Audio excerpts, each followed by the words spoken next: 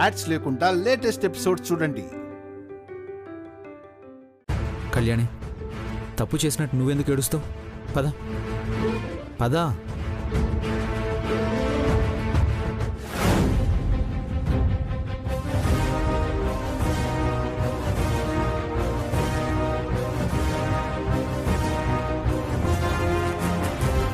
చూసారా చూసారా, అది నా కొడుక్కి మందు పెట్టి దాని వైపుకి తిప్పేసుకుంది.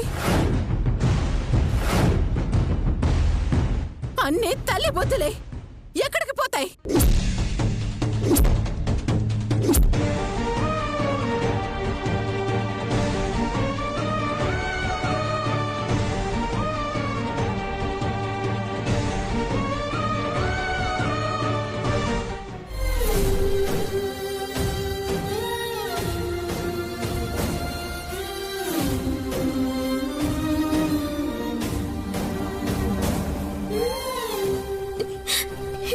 కళ్యాణి, ఏడవ కళ్యాణి, ప్లీజ్.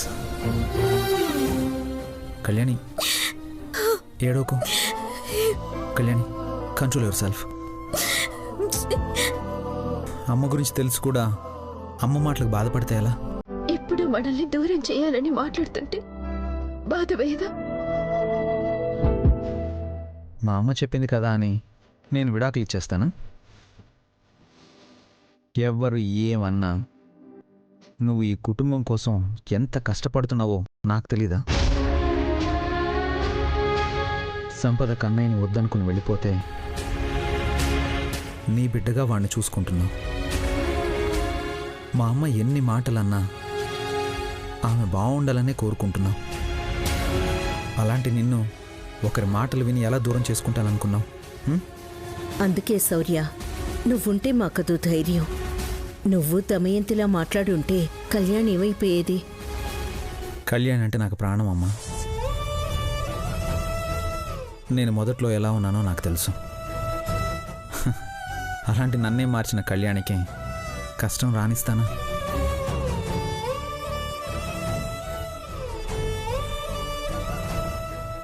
నీ మనసులో ఆ ఆలోచన లేకపోయినా మీ అమ్మ మనసులో ఎప్పుడూ కళ్యాణిని నీకు దూరం చేయాలనే ఉంటుంది.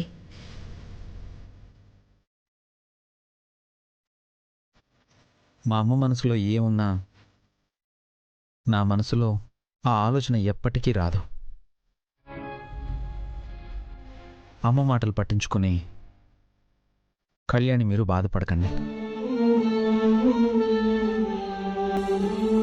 నాకు తెలుసురా, నీ మనసు బంగారం. నా కడుపున పుట్టిన దానికి నా బుద్ధులు రాలేదే అని బాధపడేదాన్ని. ఇప్పుడు దాని బుద్ధి నీకు రానందుకు నాకు చాలా సంతోషంగా ఉందిరా.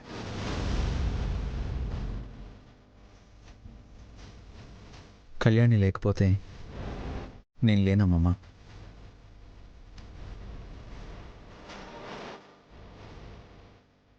అమ్మ కాదు కదా, ఆ దేవుడే వచ్చి చెప్పిన కళ్యాణిని దూరం చేసుకోను. విన్నావుగా మనవరాలా? నా మనవడు నీ గురించి అంత గొప్పగా చెప్తుంటే ఇంకా కన్నీళ్ళేమిటి?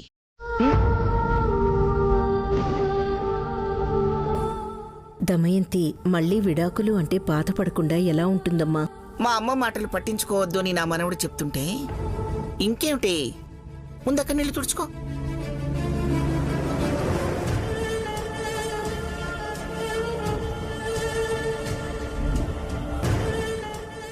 ఆఫీసర్ నాకు దూరం అవుతాడు అన్న ఆలోచన కూడా నేను తట్టుకోలేనానమ్మా. అందుకే కన్నీళ్ళాగలేదు.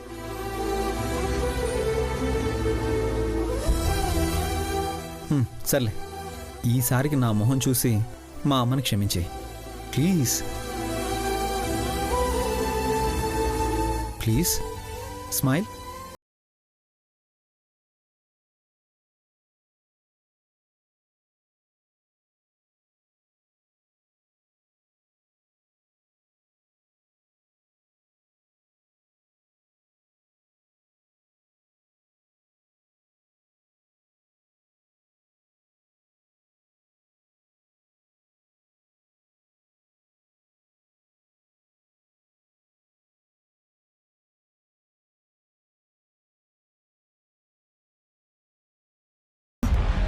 మనం ఆ ఇంటికి వెళ్ళాల్సిన టైం వచ్చింది శామ్.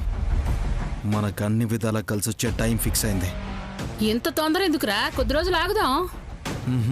ఇంకా ఆగితే అసలుకే మోసం వచ్చే అవకాశం ఉందమ్మా. శామ్, రేపు మనం ఆ శౌర్య ఇంటికి వెళ్ళాలి.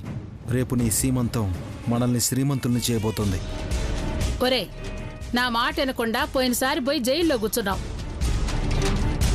మమ్మల్ని రోడ్డు పాలు చేసావు. అత్తయ్య, నువ్వు భయపడింది చాలు. ఏం కాదు, మాకు అడ్డు చెప్పకండి చాలు. ఈసారి ఆ కళ్యాణి మన చేతుల్లో చిక్కుకుని అల్లాడిపోక తప్పదమ్మా. మన నుంచి కళ్యాణిని ఎవ్వరూ కాపాడలేరమ్మా. చెప్పడం ఎందుకు సిద్ధు? రేపు సీమంతంలో చూస్తుంది కదా. ఈసారి మనకి ఎదురుండదు, ఆ నమ్మకం నాకుంది.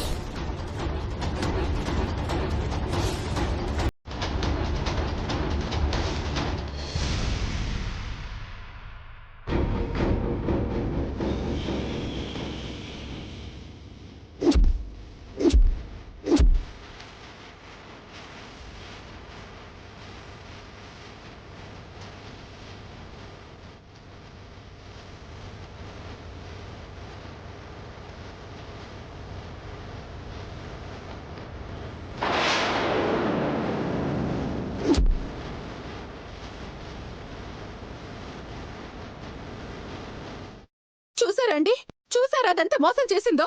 అమ్మవారి పేరు చెప్పి నన్ను మోసం చేసింది. అది కూడా మీ అందరికీ తెలిసి. అంత పెద్ద పాపం చేసిన దాన్ని లాగి చంప మీద కొట్టకుండా మీరందరూ కలిసి దాన్ని వెనకేసుకొస్తున్నారా? చివరికి నా కొడుకు కూడా అదేం తప్పు చేయలేదు, నా మంచి కోసమే చేసింది అని అంటున్నాడు. అందరూ దాన్ని సమర్థించే వాళ్లే కాని కనీసం నా గురించి ఆలోచించే వాళ్ళు కానీ పట్టించుకునే వాళ్ళు కానీ ఎవరైనా ఉన్నారా?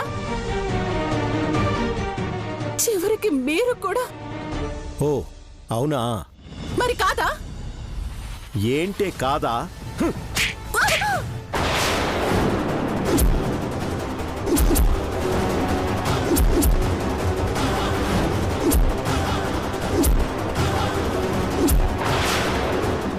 ఏం తప్పు చేసిందని అంతలా బాధపడుతున్నావే?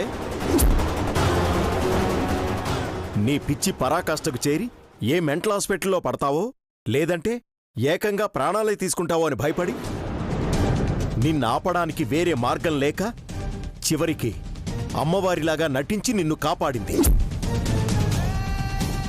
అది అర్థం చేసుకోకుండా ప్రతిదానికి కళ్యాణిని తిట్టడం నీకు బాగా అలవాటైపోయింది. ఒక్కసారి నువ్వే ఆలోచించు. దేవుడు ప్రత్యక్షం కావాలని నువ్వు నాలుకకి త్రిశూలం గుచ్చుకున్నదానివి. కొంచెం సేపు ఆగితే ప్రాణాలు తీసుకునేదానివి కాదా? నీ మూర్ఖత్వం తనకి బాగా తెలుసు కాబట్టే నిన్ను కాపాడడం కోసమే తన అమ్మవారిలా వేషం వేసుకునొచ్చింది. తను చేసిన మంచి పని గురించి ఆలోచించకుండా దానిలో కూడా నువ్వు చెడు ఆలోచిస్తున్నావా? నువ్వు బాగుపడవే. నువ్విప్పుడే కాదు, ఎప్పటికీ బాగుపడవు. నన్ను సమర్థించలేదు అని పోరు పెడతావు. అసలు నిన్ను ఎందుకు సమర్థించాలే? ఏం చేశావని సమర్థించాలి?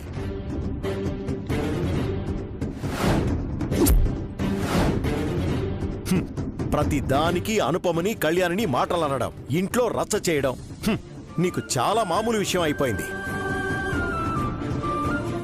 శౌర్యని కట్టుకున్న పాపానికి నా మొహం, అదిగో మీ అమ్మ మొహం చూసి సహనంతో భరిస్తున్నారు. లేదంటే నీ దెబ్బకి భయంతో పారిపోయి చాలా కాలమై ఉండేది. వాళ్లను అర్థం చేసుకోకుండా పిచ్చి పిచ్చిగా వాగడం కాదు. మేమేం తప్పు చేశాం, నా కోడలు నా కోసం ఏం చేసిందని ఆలోచించు. అప్పుడు నీకు కళ్యాణి గొప్పతనం అర్థమవుతుంది. కళ్యాణిని మేమందరం ఎందుకు సపోర్ట్ చేస్తున్నామో నీకు అర్థమవుతుంది.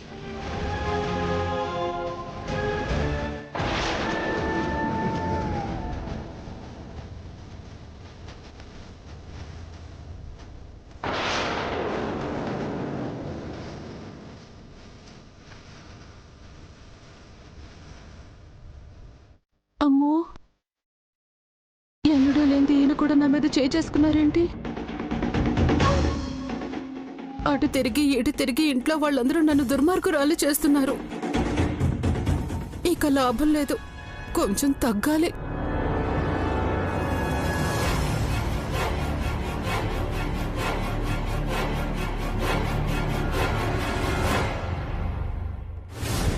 ఏంటొదినా? అన్నయ్య కూడా నిన్ను అలా కొట్టేశాడు. కొట్టకపోతే ముద్దు పెట్టుకుంటారా ఏంటి? అదేదో నన్ను కాపాడాలని అమ్మవారి వేషం వేసింది, మరి దాన్ని తిడితే కోపడరా ఏంటి?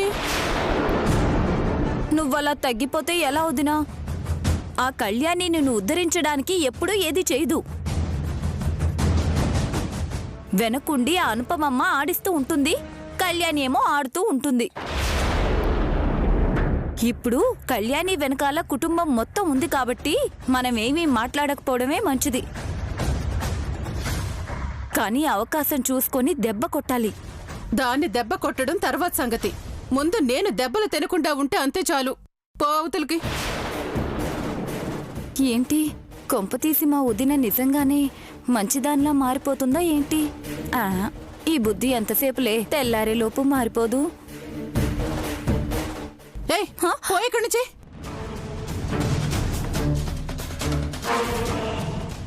అమ్మా,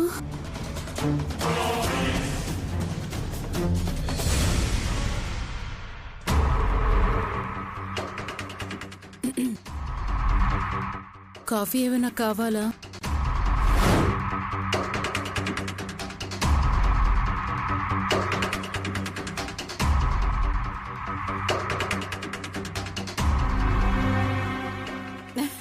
అనుపమ ఎక్కడా కనిపించడం లేదు.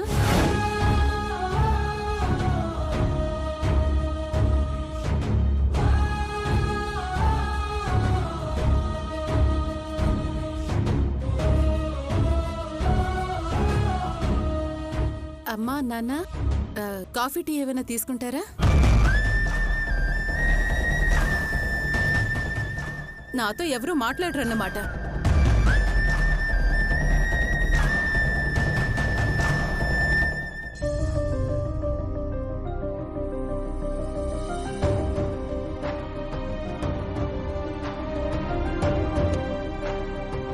కళ్యాణి, ఇంట్లో వాళ్ళందరూ నాతో మాట్లాడడం మానేశారు. వాళ్లేనా నువ్వు కూడా నాతో మాట్లాడవా? అయ్యో, అలా అంటారేంటత్తయ్య?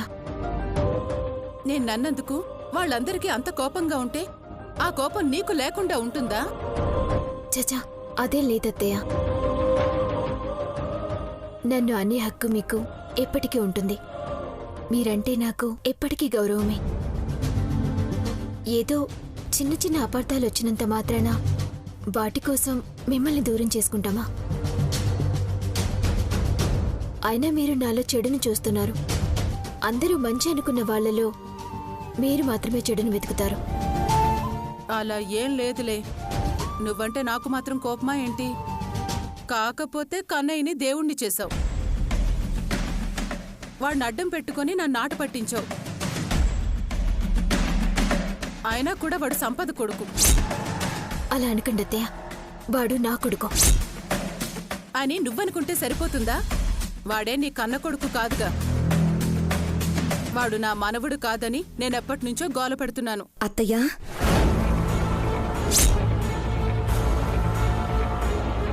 అమ్మా, అమ్మా,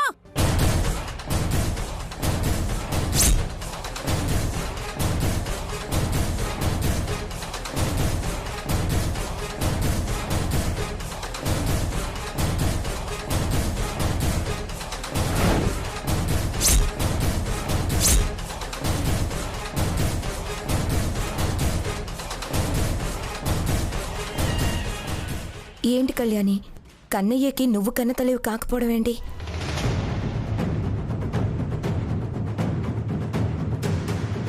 అత్తయ్య ఏదో అలా అంటుంది కానీ వాణ్ణి నువ్వు కన్న తల్లి కంటే ఎక్కువగా చూసుకున్నావు.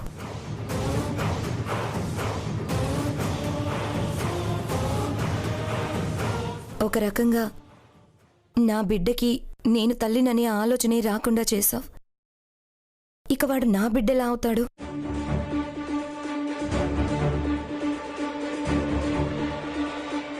ఇదిగో నేను బిడ్డని కనబోతున్నాను. ఇంక కన్నయ్యని నీకు దూరం చేసేవాళ్ళు ఎవరుంటారు?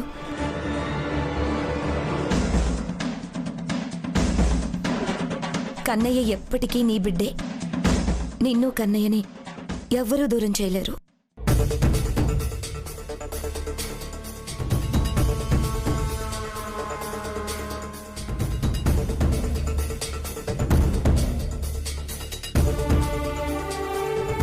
సిద్ధు, ఇప్పుడు ఎలా ఉంది? తగ్గిందా? తగ్గిందండి, బానే ఉంది. ఇంతకీ మీరెందుకు వచ్చినట్టు?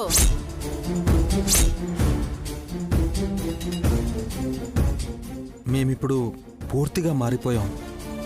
మాకంటూ ఎవరున్నారు? ఉన్నది మీరే. ఏదో అదృష్టం బాగుండి ప్రాణాలతో బయటపడ్డాను. బయటపడ్డావుగా, ఇక ఇంట్లోనే ఉండొచ్చు కదా. కాస్త తగ్గగానే ఇలా ఇళ్ల వెంబడి తిరగడం ఎందుకు? అత్తయ్య, ఇంకో 2 రోజుల్లో నా కారు నెలొస్తుంది. సీమంతం చేయాలి కదా. నాకు సీమంతం చేయడానికి ఎవరున్నారు? అందుకే మీ అందరి చేతుల మీదుగా నా సీమంతం జరుపుకోవాలని నా ఆశ. ఇప్పుడేంటి, నిన్ను మా ఇంట్లో పెట్టుకొని నీ బిడ్డకి బొట్టు కోసి పంపించాలా ఏంటి?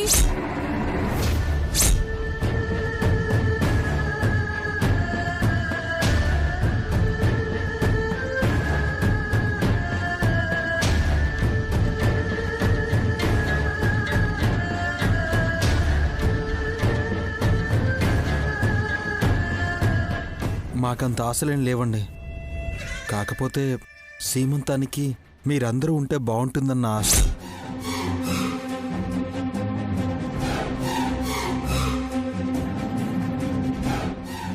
జరిగింది మనసులో పెట్టుకోకుండా మీరందరూ వచ్చి నన్ను ఆశీర్వదిస్తే మాకంతే చాలు.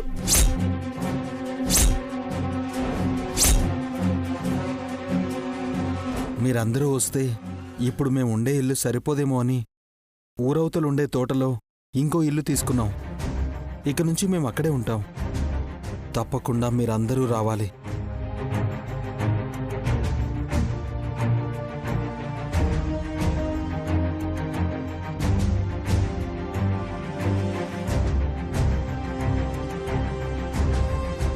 వద్దులే, పురుడు పోసుకోవాల్సిన ఆడపిల్ల ఇలా కాళ్ళ మీద పడకూడదు.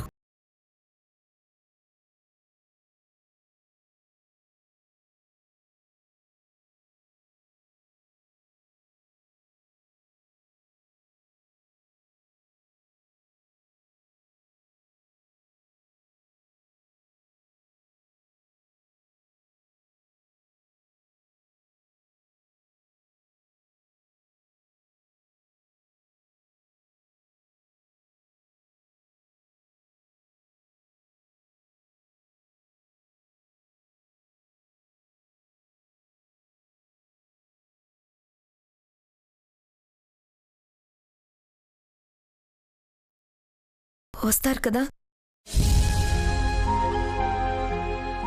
ఇదిగో, మా అందర్నీ కాపాడారు.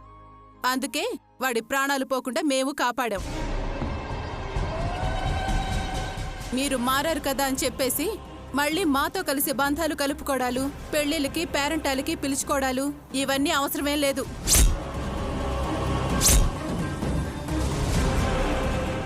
దమయంతి, కడుపుతో ఉన్న పిల్లతో అలా మాట్లాడతావేంటి?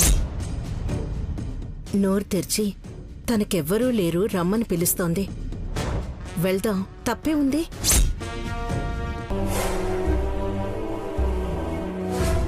అవునమ్మా, వాళ్ళింటికి వెళ్ళడం మనకేం చిన్నతనం కాదుగా.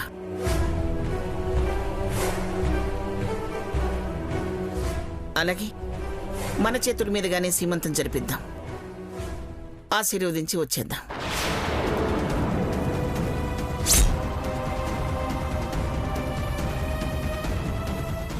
ఇప్పుడు సీమంతానికి వెళ్ళటం అవసరమంటారా? నువ్వు కూడా అలాగే మాట్లాడతావేంటి కళ్యాణి? సంపద, నువ్వు వెళ్ళమ్మా. నీ సీమంతానికి మేమందరం వస్తాం, దగ్గరుండి జరిపిస్తాం, సరేనా? చాలా థ్యాంక్స్ అమ్మా. మీరు వస్తారో రారో నన్న భయంతోనే వచ్చాం. మీరా మాట అన్న తర్వాత ఇప్పుడు నా మనసు ప్రశాంతంగా ఉంది.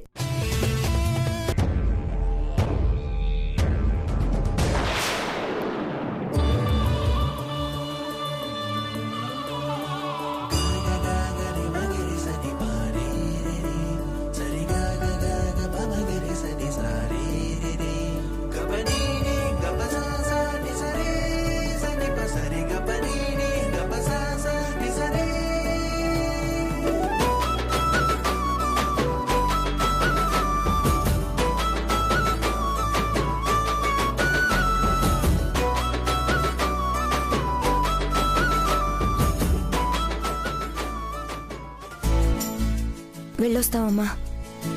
సంపద పద.